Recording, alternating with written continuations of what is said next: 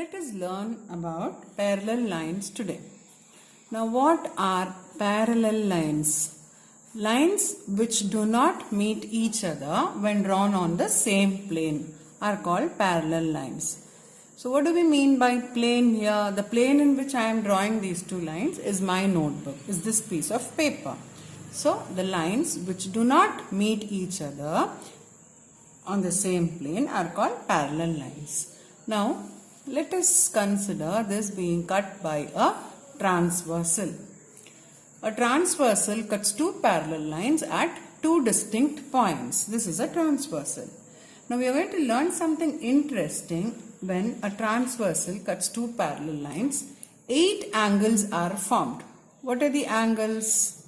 Let us name the angles as 1, 2, 3, 4, 5, 6, 7 and 8. The first figure looks a little clustered, so I have drawn a clearer figure for you.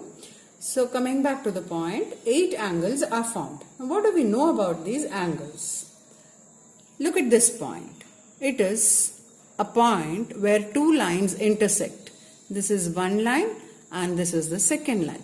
So we have already learnt about the angles formed when two lines intersect. They are called the vertically opposite angles. These two, one pair of vertically opposite angles, and these two, the other pair of vertically opposite angles. So as we have already named the angles, we can say that angle 1 is equal to angle 3, vertically opposite angles, and the other pair of vertically opposite angles, angle 2, is equal to angle 4. Now coming to angle 5, 6, 7 and 8, in the same way, two intersecting lines. Two lines are intersecting at this point. So the vertically opposite angles are equal, as we have already learned.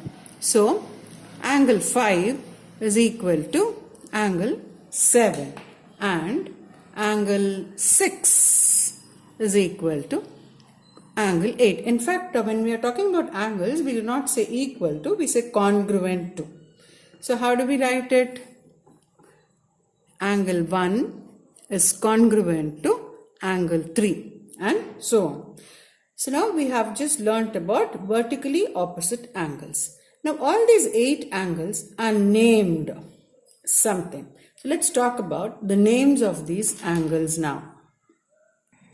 So learning the names of angles, the two parallel lines cut by the transversal, these two angles, meaning your angle 1 and angle 5, as we have already named them, obviously they are equal because the same transversal is cutting the two parallel lines at two different points, but two parallel lines means it's almost the same line, the slope is the same, isn't it? So this angle 1 will be equal to angle 5 and the angle is called the corresponding angle.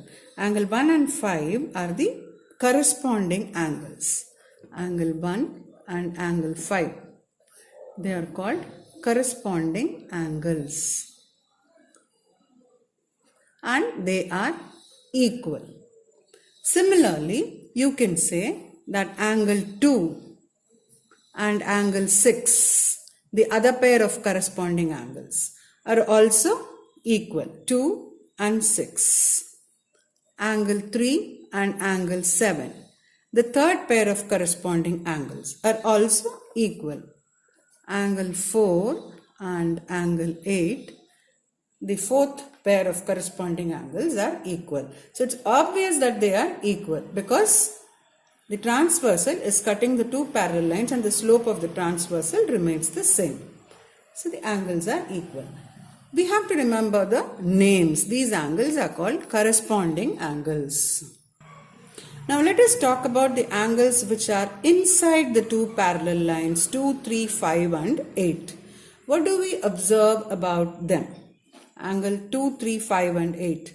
Now angle 2 and angle 8, they are opposite, isn't it? This is the transversal.